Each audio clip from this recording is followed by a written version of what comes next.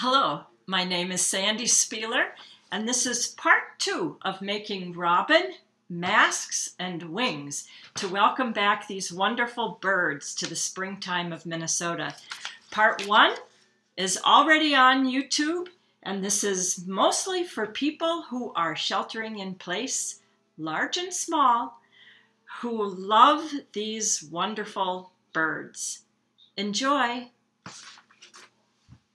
Okay, this is the beginning of the second part of making the robins.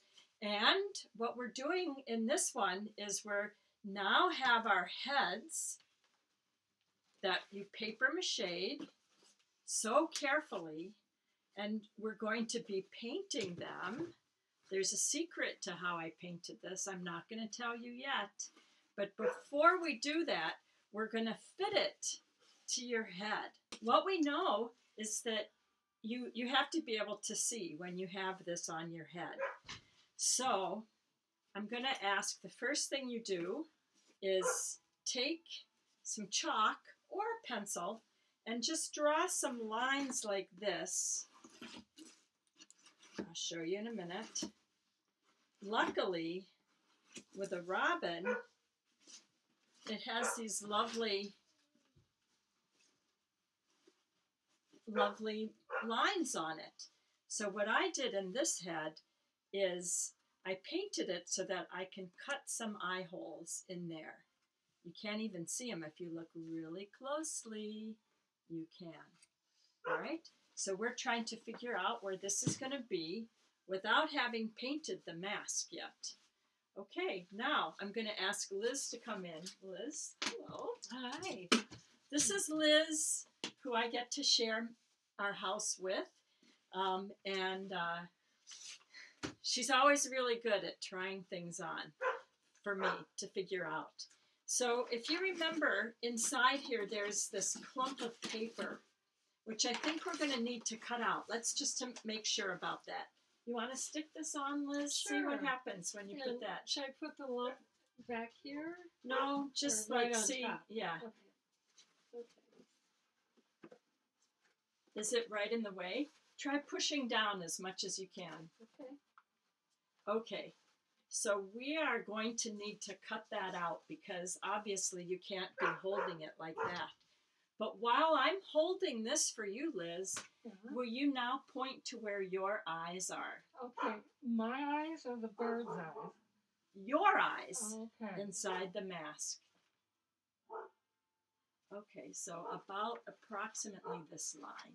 All right, thank you. You're welcome. Thank you. But I don't know if you can see inside this one how I made a smaller circle for your head to go in. So in order to do that now, Liz, we put this on. We're going to put this around your head like a headband. Okay. You want to do that? Certainly. Okay. And you want it to come like right like at your eyebrows. Okay. And we want it to be tight, but not too tight. So I am going to make a spot here. Okay. Thank you. You're welcome. And now I'm going to actually make it slightly bigger than that. Not much, just slightly bigger. And because I have this good stapler, I'm going to staple. If you don't have this kind of stapler, what you're going to need to do is take some glue and put it in there and then tape it. And then you might have to let it dry after you have this other part as well. So now, Try it on? yep. Okay, too big, right? It's going to fall down. So what we're going to do is we're going to take this now, this piece of cardboard. You know this cardboard, right? And now I'm going to figure out it goes to there. Okay. So I'm going to cut this and I'm going to staple this making a little cap inside there. Exciting, eh? It is. I've done this a few times. So. Okay. All right, see how this is on you now. All right. Okay. My ears. Okay, it's still a little low, but when that's good because we like to make it a little bit bigger, so if someone else needs to use it, they can. Mm-hmm. So you can always put some stuffing here, like bubble wrap or something like that, to make it fit you, and that's also a little bit more comfortable. Okay, thank you. I'm going to call you back in a minute. Okay, I'll be happy to come. Okay, before you do anything else, I want to talk for just a minute about staples. So staplers have a side that's smooth and a side that's bumpy. You want to make sure that the smooth side is where a person's head is going to be, or their hair will get caught, or it might tear their skin.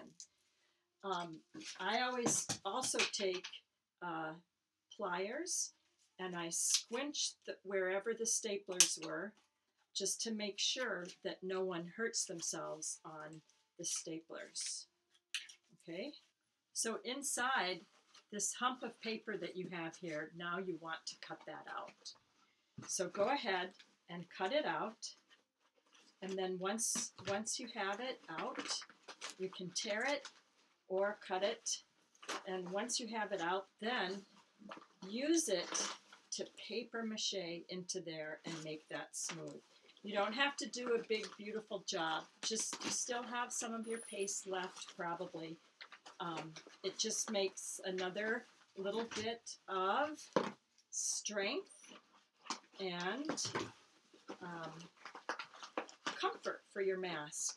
You could see that this was getting in the way of Liz's head, right? So I'm pulling this out now, and I'm going to take some of the paste and put it in, pushing down that paper, and now I'm going to use some of this paper,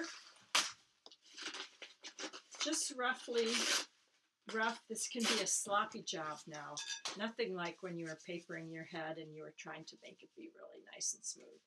Just take some pieces and push it down into there, basically just to make a nice, good headpiece.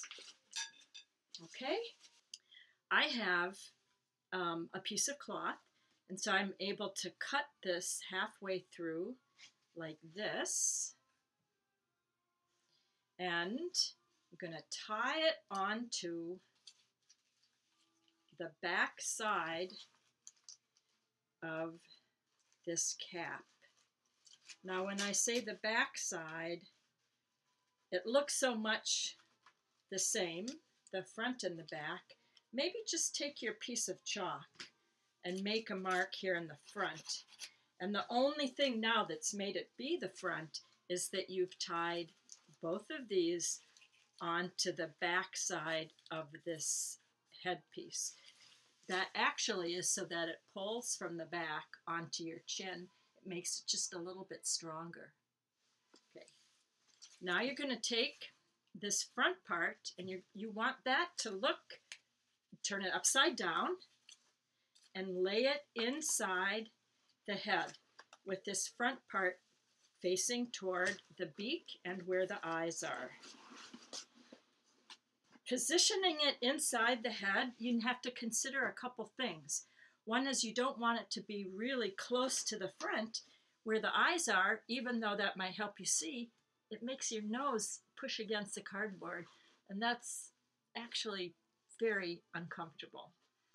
And if you push it too far back, if it's a really big head, then your eyes get pretty far away. Your eyes get far away from the eyes of the mask, and it makes it harder to see. In this particular mask, which is not that huge, like if you look, this one is a lot bigger. this one, I am actually going to move it toward the back because I'm going to experiment with also tying it. Besides tying it onto the top, I'm going to tie it onto the back. What do I mean by tying it onto the top? What I mean by that is, if you imagine this cap is inside now your mask, that there's going to be some string here and here that are tied right into the head. So that's exactly what we're doing right now, is we're placing this again in here. And now I'm going to take my poke. Well, first I'm going to take the chalk and I'm going to mark those 4 spots. Okay? I'm lucky that I have this poke. It makes it super easy for me. I can just go right there and poke right through. You can actually see this coming through. If you don't have this, don't despair. You can use a really strong needle that you poke through, really pushing it through. Okay, got that through. And then I have a nail at that spot where the needle went through, and then I can push the nail through and it makes a big, so it works the same. It's just 2 steps instead of 1 poke. Okay, then after you have all 4 of these places poked through, then you're going to take your magic needle, which at one time was a paper clip, and take 2 pieces of string. This is just white string. I think it's probably kite string because look, it's on a thing like that you use for kites. Pretty soon it'll be kite weather again. I'm making these a little longer than I need to be just in case I want to tie anything else into the top of the head, like a cushioning, or if it needs to be a little bit, if it needs to be down a little bit more. Okay, so you thread this string into the needle. If you tried just poking this thread right into these holes, it could take forever. It's very frustrating.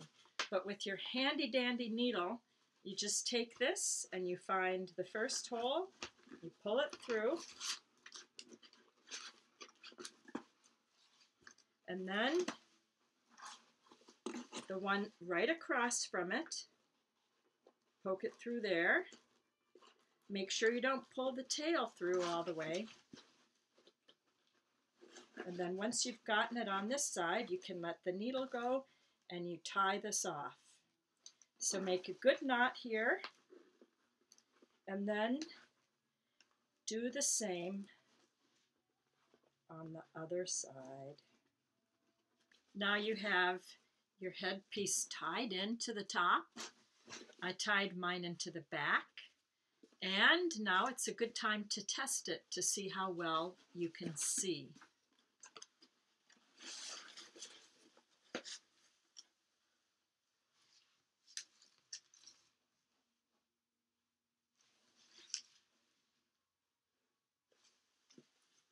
What needs to be adjusted?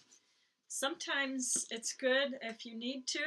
You can put a little bit of padding at the very top here, like maybe some bubble wrap, and you have those extra long strings in there so you can tie it on.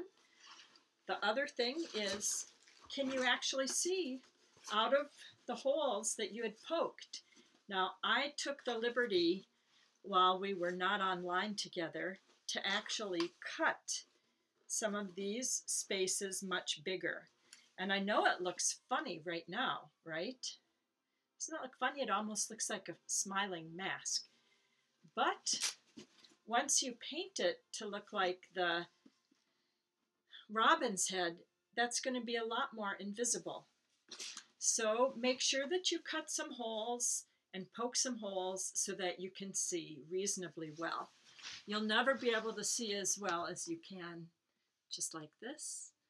But you know what? Sometimes when you can't see as well, it helps you actually become the robin because your own self disappears so much. All right, one last thing now. These strings that you can see, you still have some glue here, most likely. So go ahead and just cover up those strings. Why not, right? Why not? Why not make this be like as beautiful as it can be? Okay, and then aren't you just itchy to paint? I would be. I was, obviously, which is why I experimented with this one. But first, we're going to put it aside and we're going to make the wings.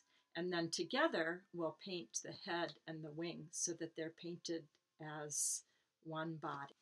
It's time to think about the wings for your bird. What kind of cardboard do you need? So you need to find a piece, 2 pieces actually, that are about this size, maybe. This for me is like if it's at my shoulders, it comes down just below my knees, and I'm actually going to add a little more on because I just like long wings. But the most important thing is that you think about it being single ply, 1 layer, because you're going to be bending it around, okay? How do you get a flat piece like this to become a lovely shape that's going to be a bird wing?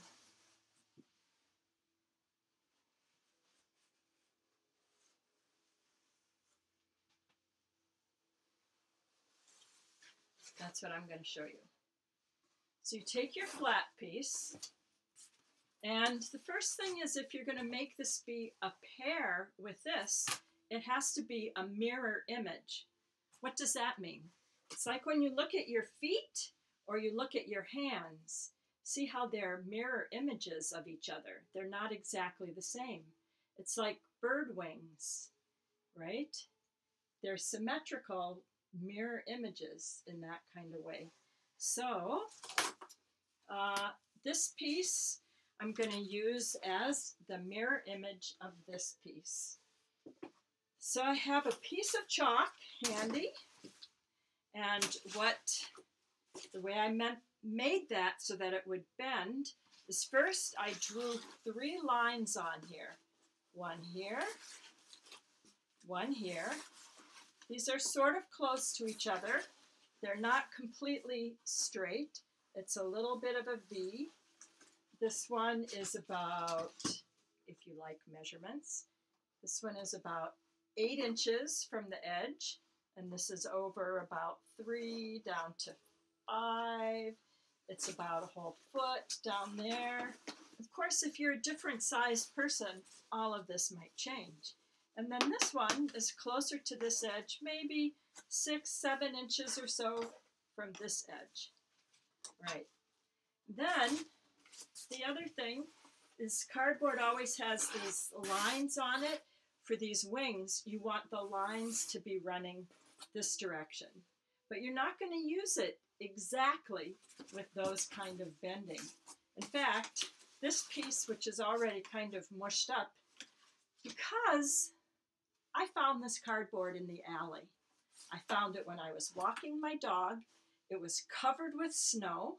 It was on the day, the morning after it had snowed, and I saw it under the snow, and I went, aha, that's perfect. And even because it had had snow on it, it means it was already starting to get some good bend in it, which is what you need when you're making something for movement. So this one, I'm going to start bending a little bit at the diagonal. All right, you can't even see what I'm doing, but now I'm going to show you. See how I'm bending it on the diagonal.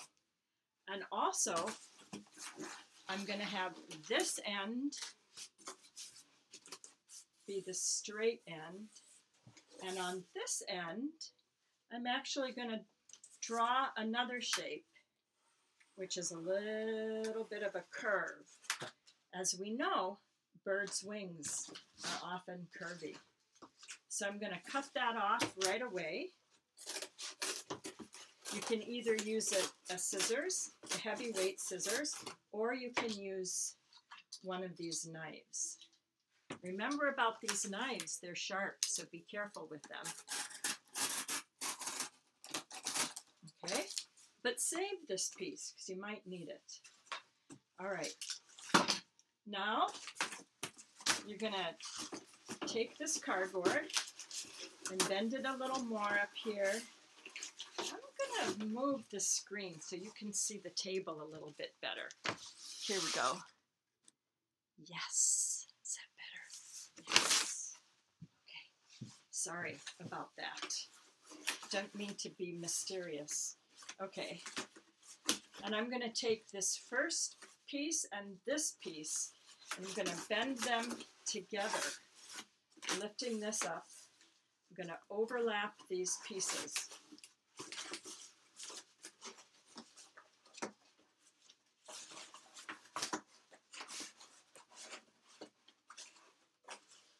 Can you see what I just did? Underneath there, I overlapped it. Now, I am going to use my handy dandy, wonderful stapler, but I'm also going to show you what to do if you don't have a stapler like this. Okay? And then I'm going to take this piece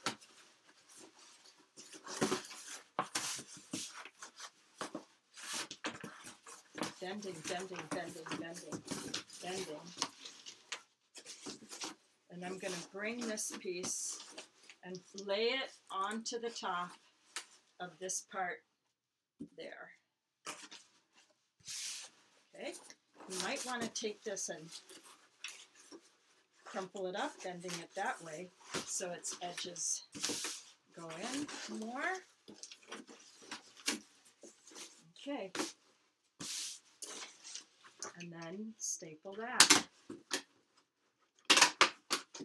All right, and then this piece here, again, bend it a little bit. And now this piece is going to go underneath this one,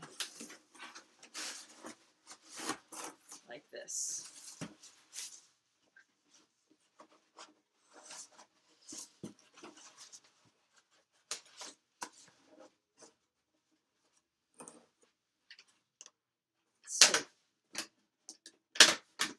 You see that?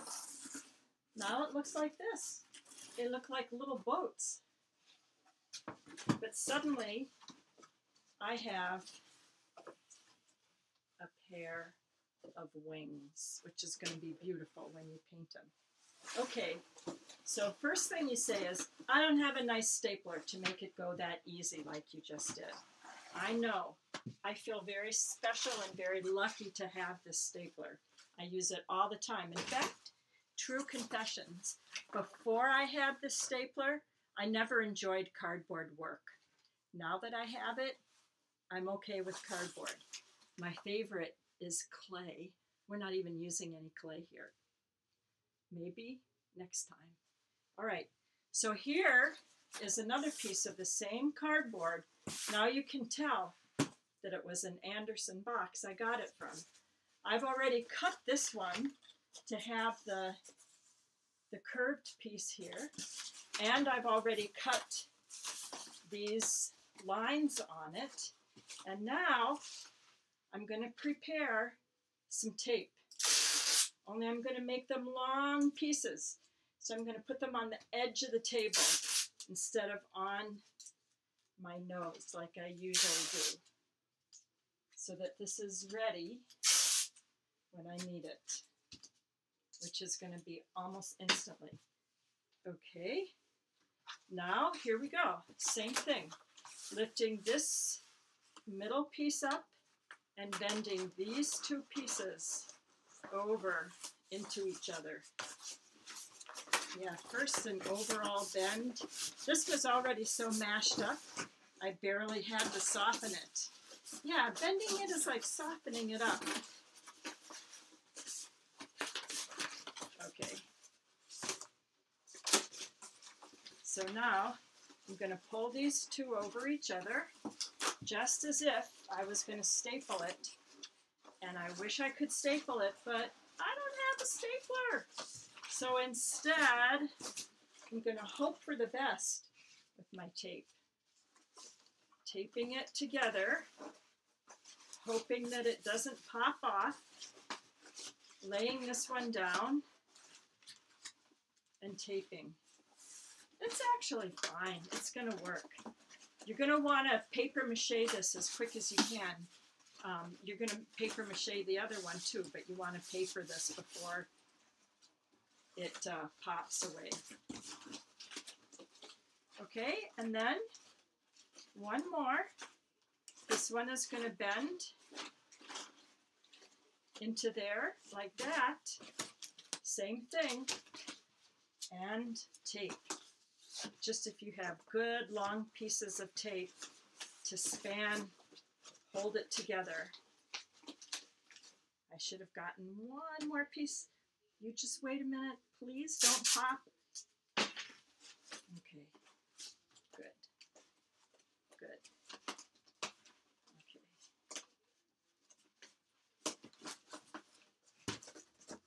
So it looks like this. See? Same thing. One is stapled and one is taped. But same difference. I do want you to put one layer of paper over the spots, one or two layers over the spots that you have just cut and either taped or stapled. So take some pieces. Use brown paper now. Unless you want to use some newspaper, you can, but end up with brown. By now, you're expert paper machers. I just know it. So this is like a hop, skip, and a jump toward the end.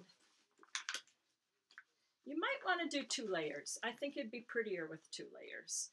So again, stretch it over those shapes like you did on the masks.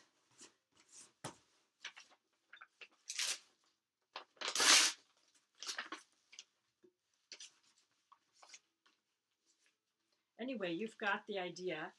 Maybe what I'll do is I will let you do that and we'll come back to the next part. Okay, see how I'm doing this? See what a nice shape that's going to be? Beautiful. Happy papering.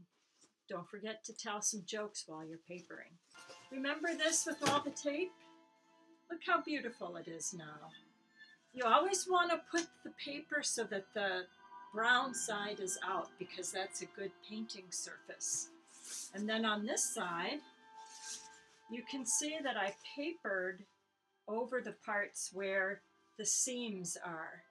That'll make it both more comfortable, a better painting surface, and it's also lovely.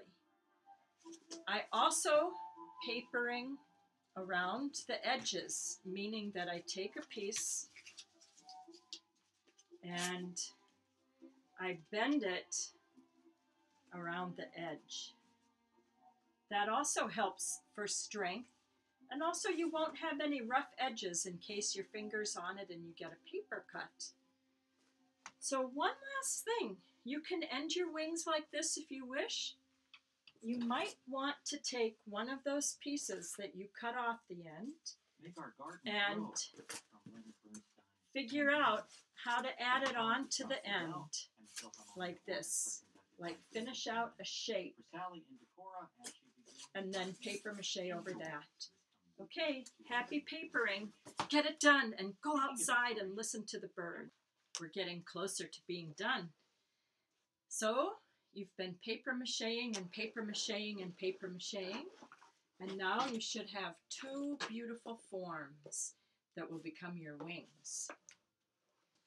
Before we go to the next step, I'm just really curious about how it was paper macheing for you, because sometimes it can feel like a long time. So I'm really curious about what you thought about. What stories did you talk to each other or in your head? What did you remember? What did you think about to keep you going? What music did you listen to? I decided I wanted to tell you about just a couple things. One is that I thought a lot about my teachers. One of them are the good people at the Bread and Puppet Theater in Vermont. I have this lovely picture of Peter Schumann and Elke Schumann. They have inspired me a lot about how to make puppets like this and about how to work with the earth and to be in the earth. I also thought a lot about my dear friend Jim Copland, who is no longer in the land of the living, but he continues to visit me whenever I paper mache, because you can see, here he is paper macheing. He was one of my biggest paper mache partners. And so I found myself thinking a lot about a phrase that I have on my wall here in my studio. Let's see if I can bring you here to see it. That says, can you see? That simple light may rise out of complicated darkness. And yes, that is from a poster at the Bread and Puppet Theater. Okay, now we're back to the table. The goal of this next step is to make the wings movable so that you have the ability to move them as flight or standing in a particular way. And it's a very, very, very simple kind of construction. So I'm going to move these out of the way so you can see. I think I told you that I am making two at once because I'm always having to figure out what to make and how to do it in the simplest way to tell you. So this is a pair of wings that I've already tied together. And I'm going to put them on so you can see the effect. Okay. So this is going to be made so it ties onto you in a particular way that you can bring toward the front when you have the mask on, and also that it has. And first thing is to make poke some holes in each of the corners of these upper wings. I'm using my hole punch. You might have to use the method of your needle and then the thicker thing that you push through, a nail or something. So do that on all four corners, 4 meaning 2 on each of the wings. Okay, and then cut some string. Cut one piece that's a little bit longer, like imagining that it's going to go across your shoulders like this, and then a little bit extra just in case. And then another one that's shorter. Really, it only needs to be about like this. And then look at your wings. And you see how there's one part that's straighter and one part that's more of a curve. The straight line is in front, like this. And those are going to go across your shoulders like this. Now I want to tell you that when I first tied mine together, I did it backwards. So, just saying. I've made me think about someone when I was a very young girl making puppets for the first time, and he came in and I had made something out of clay, and he said, okay, now it's time to cut it off the mold. And I was like, what, cut it off the mold and tear it? And he said, well, yes, but you made this, so you know how to repair it. So I always think that when you're working like this, you are builders and you're also doctors. You do know how to do it. And if you make a mistake, you know how to repair it. It's that easy. Tie it in a bow. The reason is that if you need to change it, then it's easy to change. This one, make fairly close together. In fact, you could even bring them to touch. Maybe just a little space to wiggle.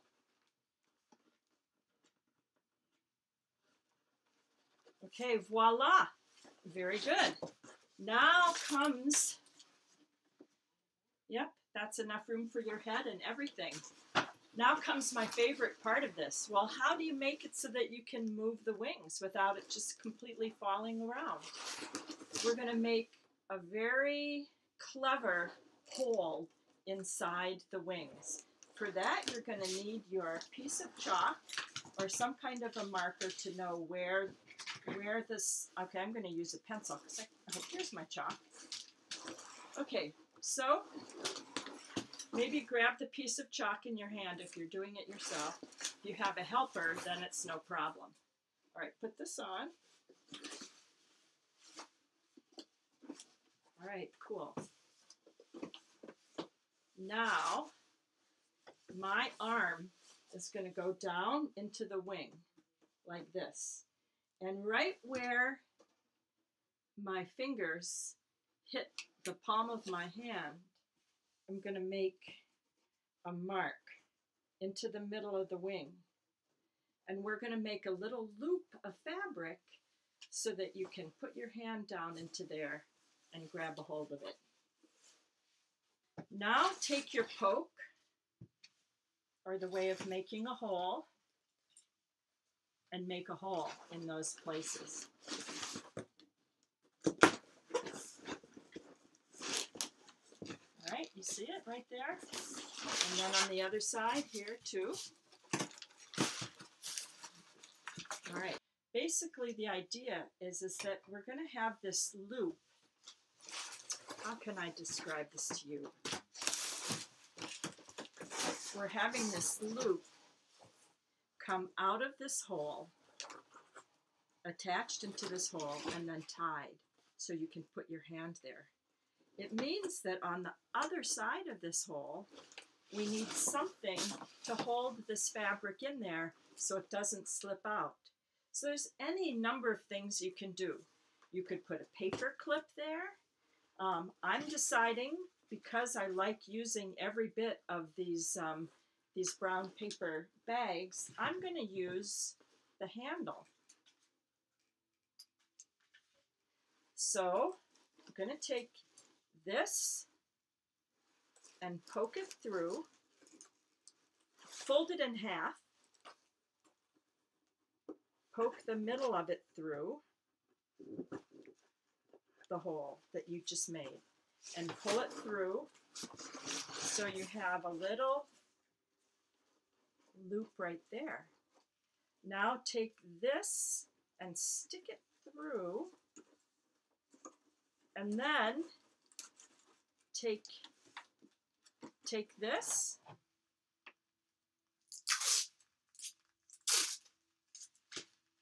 and you're going to tape it down onto the wing.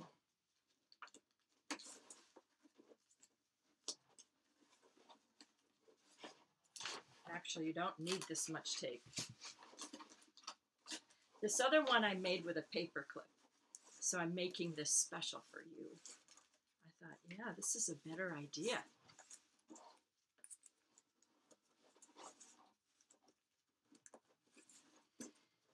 You can tell that one of my goals is to use everything, to leave no trace behind and no waste. No waste, no waste. Tape isn't so great. If any of you start getting an idea of how to do all of this without tape, you let me know.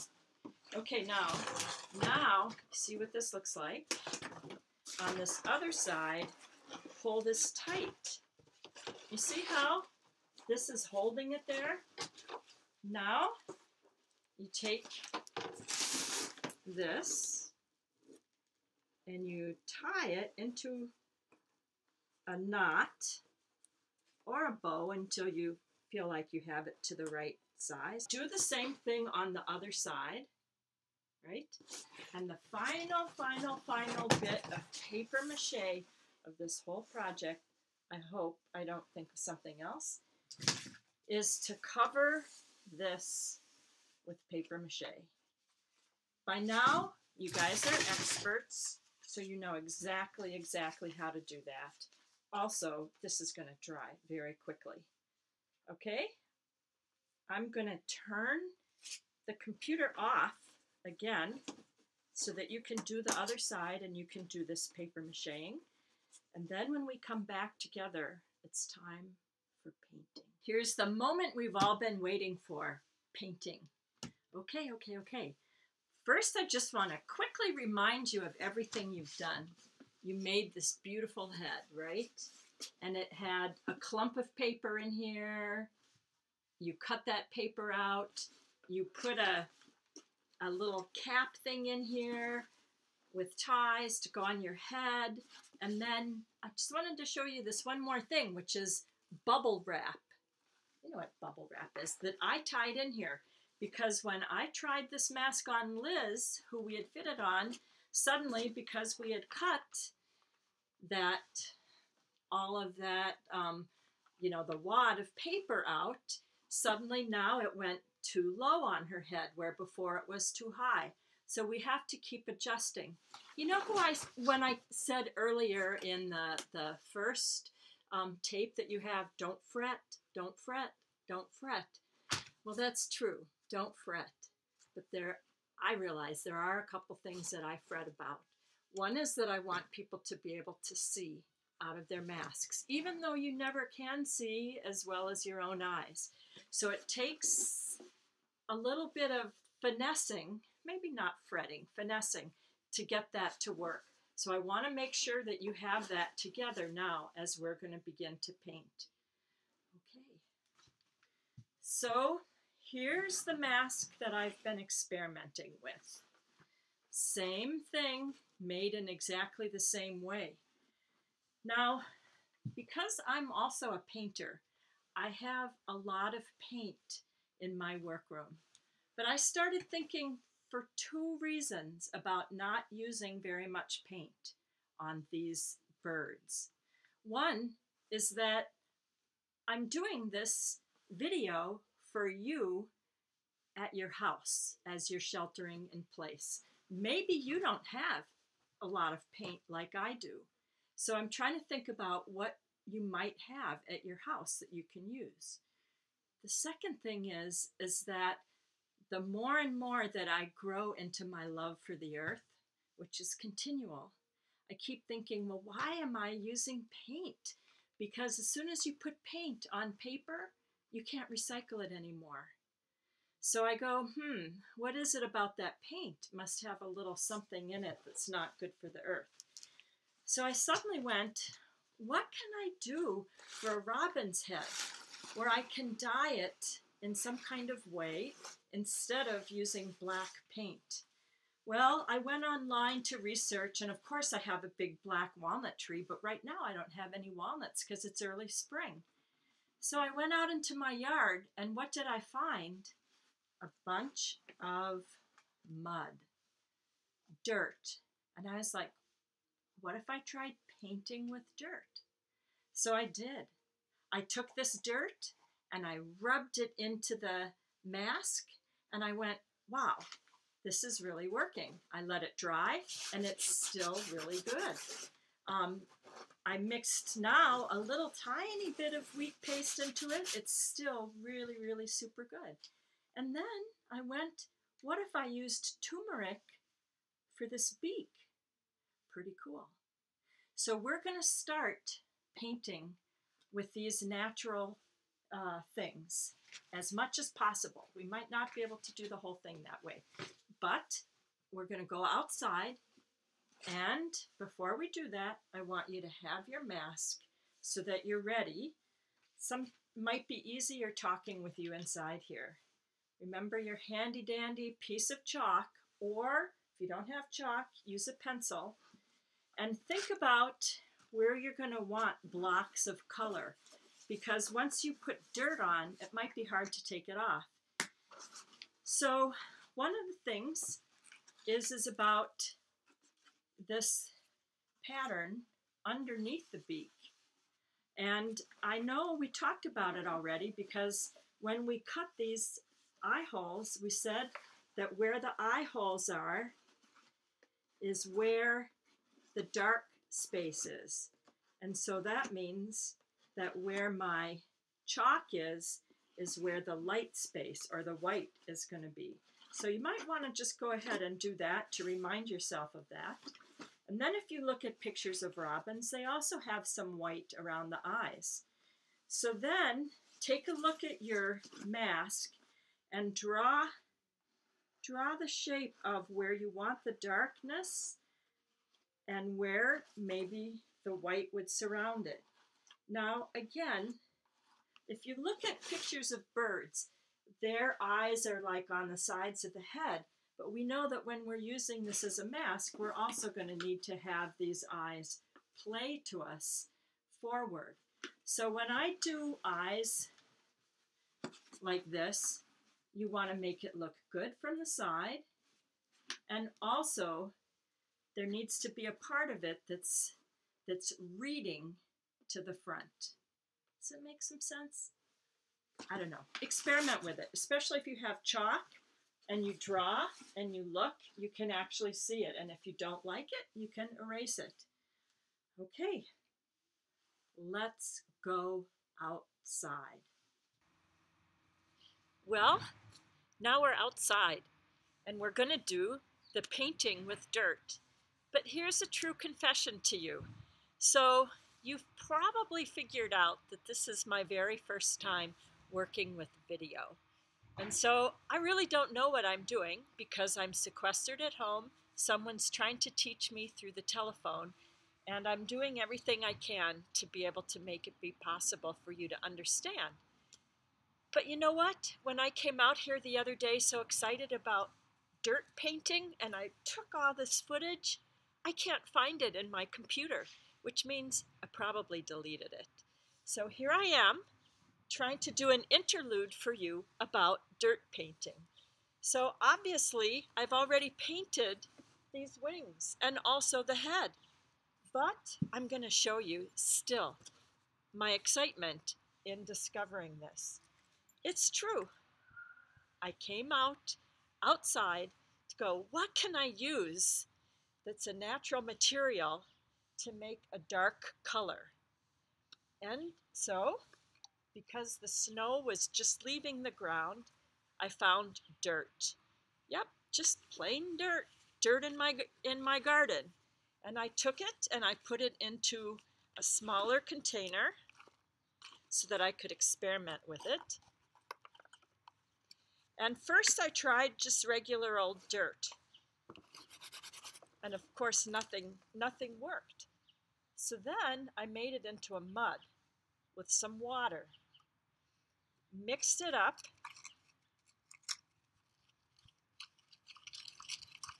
into a mud, and then experimented with painting.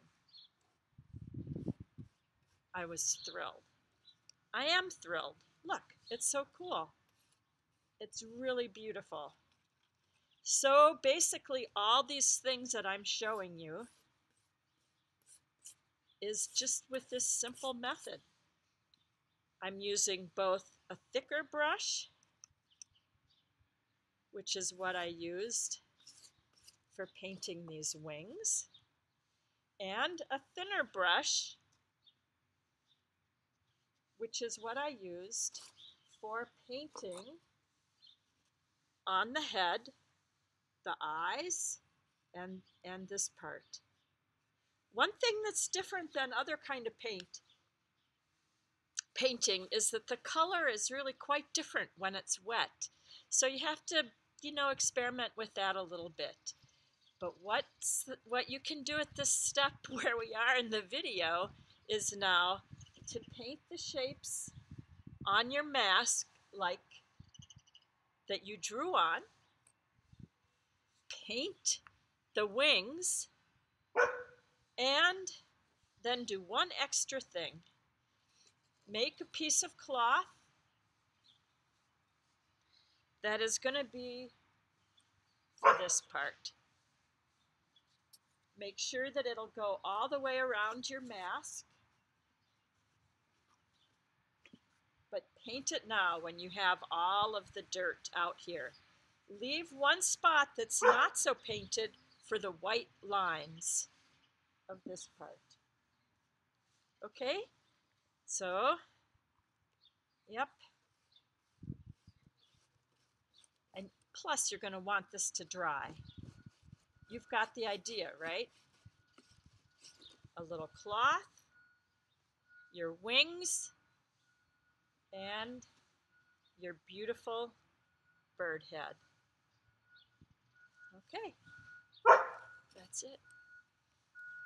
Thank you to the ground and all the layers of everything that's decayed in to make this beautiful soil, to make this paint.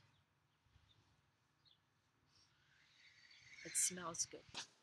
Okay, I'm preparing things for painting. So the first thing is getting the turmeric ready, which is what the beak is going to be painted with.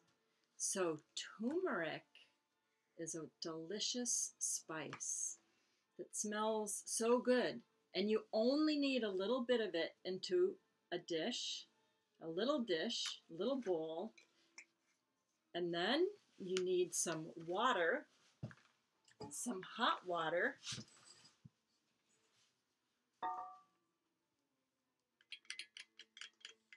to melt it.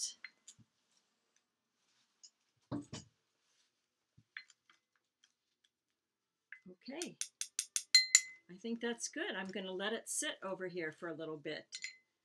And then I also mixed up some more cornstarch paste. I used to use wheat paste, now it's cornstarch paste.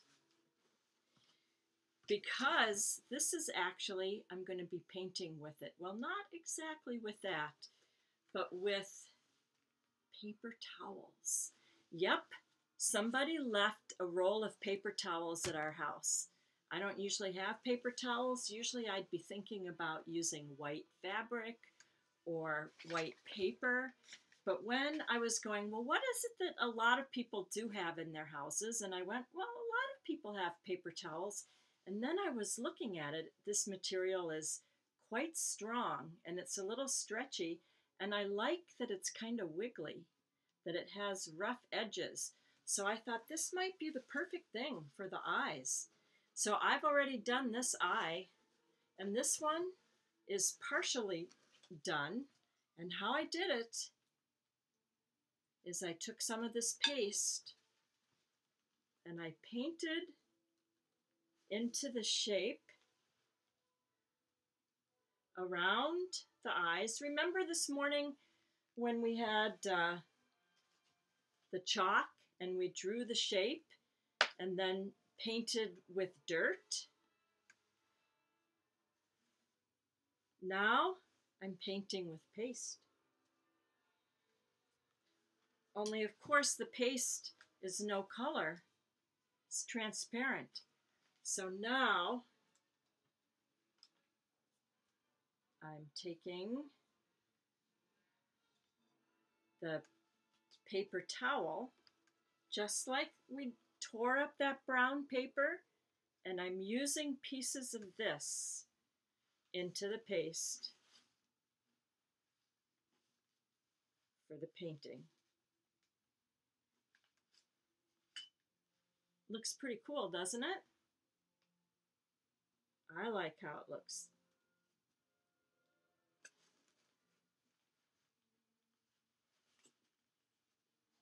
So I like that you can squinch it up in a fun kind of way. Other kinds of paper, you can't do that with quite as well. This is so soft and good.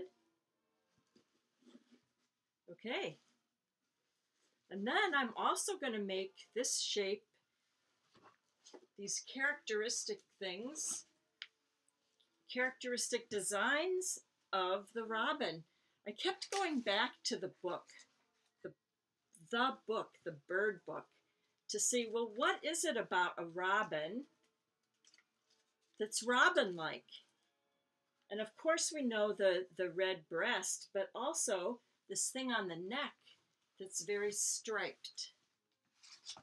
I was happy that there's some very distinguishing features.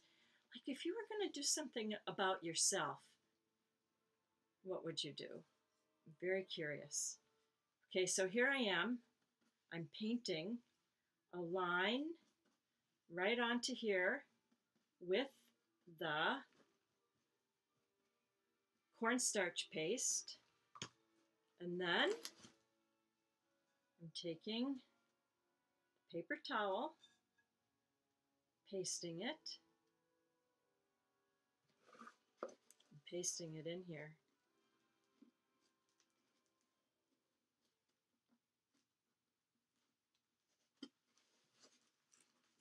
Okay, now I know you don't really need to watch me do this, but I do want to ask you how it went for you painting with dirt. Because you know what? I've never done that before. And so I'm curious about how it was for you.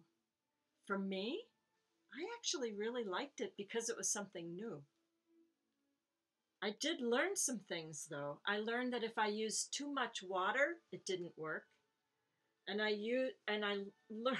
also learned that if I used not enough water, then the mud was too thick and it didn't work. This is kind of a balancing act. And then I have to admit, I was very, very surprised when it all dried that it didn't all come off when I brushed it. It's actually pretty strong. I'm curious how it'll be day after day after day, but we're doing this as an experiment, right? I kind of like too that this is really from the earth, because there's a part of me that thinks sometimes birds like to be very, very visible for some reason. Sometimes they might want to hide a little bit. So when you're inside your mask, maybe you can think about, what is it that the bird likes to do? You've gotten all of this white on here. Then do another layer of the turmeric.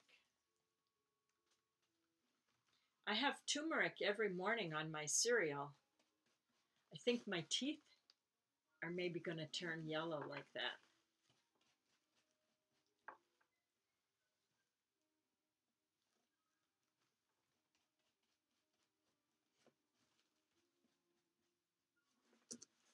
Okay.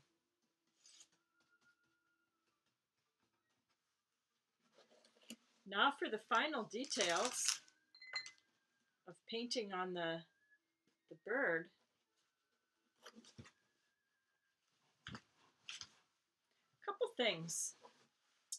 One is I did experiment on this one with the teeniest bit of black paint. And so I like how that looks for giving really strong focus to the eyes. So I have some black paint, and I'm going to take some mud, some of the mud, and put it in this jar. And then I'm going to take the teeniest bit of black paint and put it in here and mix the two together.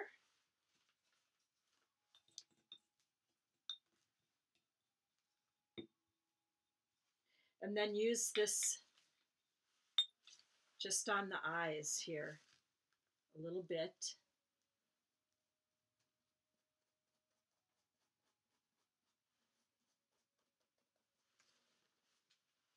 I don't know if you can see. Can you see how that darkens the eyes?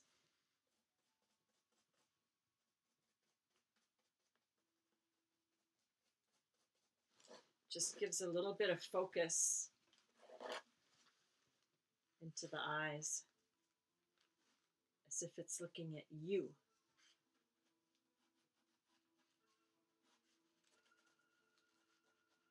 And then you won't really know what it looks like until it dries. And then I'm also going to use a little bit of this darker paint with a small brush to make the line here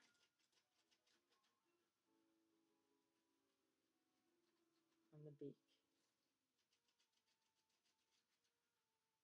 And I'm going to smear it a little bit so that it's not just a really sharp line. If you want, you can take a piece of chalk and draw that line first. I really should have done that, but because I had already painted that other one, I kind of knew what I was doing. Ordinarily, I'd probably chalk it on first.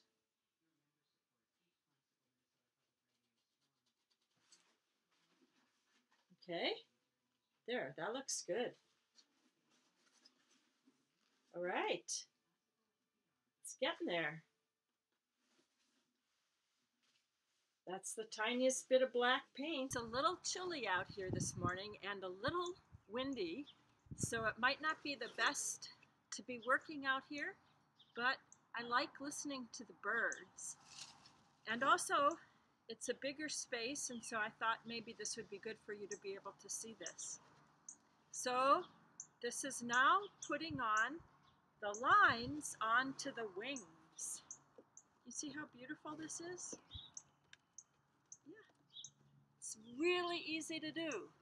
Okay, the first thing that I did was I undid one of these strings, the one that was at the front, so that I could open up the wings. And I laid them out, and then I went to the computer and I studied how the robin wings look. You should do that because it's so gorgeous. Oh my goodness, it's so, so, so beautiful. There's no way I can make anything as beautiful as those real wings. Can you hear the birds? See how wonderful to be outside. Okay, then take your piece of chalk and draw lines where you want to put the white paper so that you can make this pattern. All right. I don't know if you can see. I've already drawn the lines on here with my chalk. Can you see that? Okay. And then decide whether you're going to use paper towels or white paper. Either way, what you need to do is, when I did the paper towels, I took it and I folded it a number of times. And then this is the one time when I'm going to tell you to cut with a scissors things to be paper mache and cut thin lines, thin strips out of the paper. You can do the same thing with white paper. It'll look slightly different. It'll still be lovely. Thin. Don't worry about making them really straight. In fact, it's really nice when it's not so straight. Okay? You get the idea. Get a little pile together so that you're ready to go. Then, take your paste and draw over with the paste the line that you had made in the chalk. And then take your paper. This time I'm using the white paper, and I used recycled paper, things that I had already drawn on the other side, and lay it down onto that place. You saw what I did, right? I dipped my fingers in the paste, and I got this all nice and goopy, and then laid this here. Pushing it down good and hard so that it stays. Right? And then you just do that on the whole shape. It's actually pretty fun to do. I enjoyed doing that one a lot. A couple things about it is that I did also along the edge, and I laid these two out together so that they're a little bit symmetrical. Robin's wings have these lovely, like 3-tiered layers of feathers. So I'm just pretending that I can do that. I don't know. It's just an art attempt at something in life that's so incredibly gorgeous. And then go into the inside. You're going to need to do the same thing. Can you see these lines? I drew a shape here, and the lines coming out a little bit more, because when you see the inside of this is when you're going to be wearing it, like the wings in flight. So I wanted to be sure that they have the kind of energy of that flight. On the masks that I make, I usually like to put some sort of fringe, some fabric down here to ease the distance between the sharp edge and your body. All right, this is dry now, and this is the last step on your mask. Woo. Look at that, pretty cool. And now,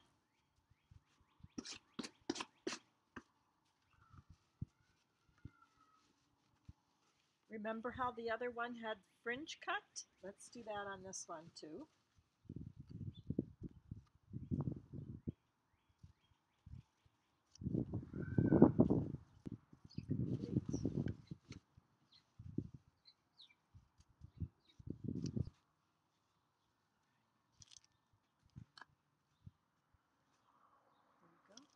Here we are in the backyard, and now it's time to try on the mask and to transform it from all those layers of paper mache into something that has breath and movement. So first of all, we're thinking about what should you wear. Okay, I happen to have this gray, you want to turn around? A gray scarf for Liz to wear. And she already has this red vest, which actually, this in itself could be a costume underneath the wings and the masks. I also asked some of my neighbors for some other ideas. Here's a red shirt that could get pinned into place, right, in such a way. Or orange, if you happen to be so lucky as to have some orange fabric. Or this, which used to be bright red until the sun made it be this lovely kind of pinkish, peachish kind of color. Nice. Or even this bright apron that my neighbor made. Looks kind of fun with the wings. You say, well, what do you mean with the wings? I don't see the wings. Well, now it's time to show you the wings. Come this way a little bit. There you go. Okay. So now, I really like this red. So I'm going to pin this onto Liz up here. All right. Liz? I'm ready. So here, Liz has the red on now, and just a couple things about movement. Okay, you go, I'm going to be a bird. Okay, I know birds do this, right? But it looks like you're doing an exercise, like a tin soldier. Actually, one of the first things to think about is posture. Like birds don't stand like this. They're like this a little bit. They're bending forward a little. So if you can bend forward just a little, there you go. And then think about breath. Breathing is part of this whole entire thing. And your breathing coming from, there you go, and bring your head down forward a little bit. There you go. It's your breath is starting from the inner part of your body and coming out. Even in cardboard wings, we're going to see that difference happening. And then with your mask on, your head, and where are the eyes of the mask? And how does your neck move like this in the way?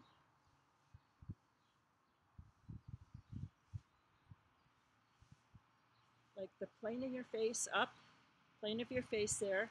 I don't know how much you're going to be able totally to do, but you're always wanting to learn where the eyes are. And the eyes of your of these robins is up in here. So you're thinking about that. So those are just a couple things before now putting on the wings. These beautiful wings.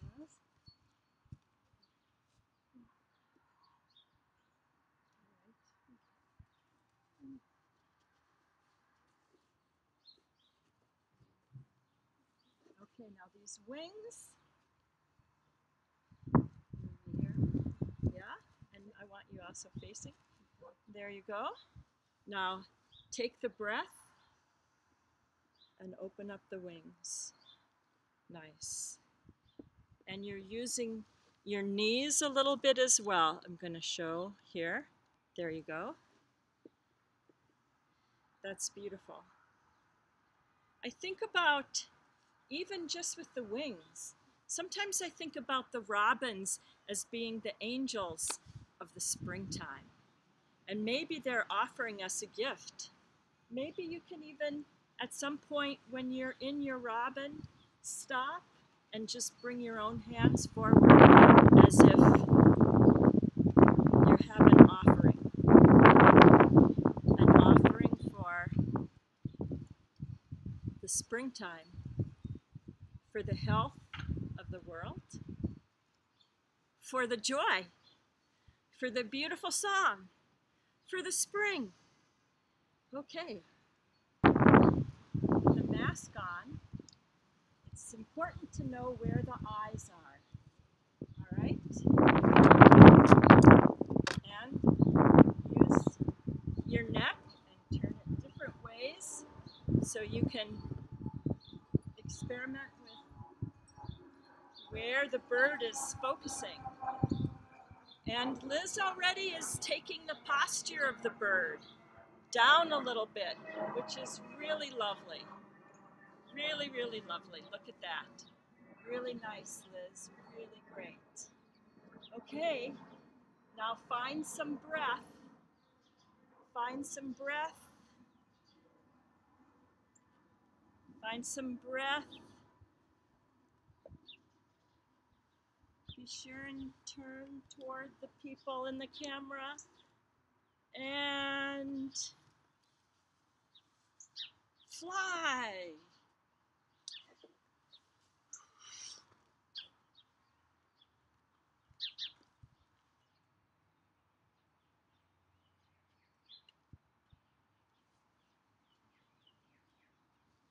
Beautiful, Liz.